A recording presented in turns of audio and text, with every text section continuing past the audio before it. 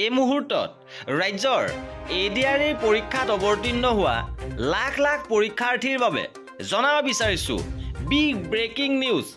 অৱশেষত উৎকণ্ঠাৰ অৱসান ঘটাই মুখ্যমন্ত্ৰীয়ে ঘোষণা কৰিছে ADRE ৰিজাল্টৰ তাৰিখ।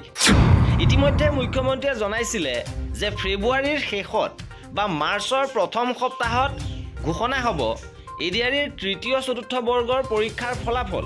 আৰু ইয়াৰ পিছতে পুনৰ মুখ্যমন্ত্ৰীয়ে এই উৎকণ্ঠাৰ অৱসান পেলাই ৰিজাল্টৰ সময় জনাইছে। ফেচবুকৰ মাধ্যমেৰে মুখ্যমন্ত্ৰীয়ে কি কৈছে সবিশেষ আপোনালোকক জনাব বিচাৰিছো। বহুতৰ মনত প্ৰশ্ন, ADRE ৰিজাল্ট কেতিয়া দিব?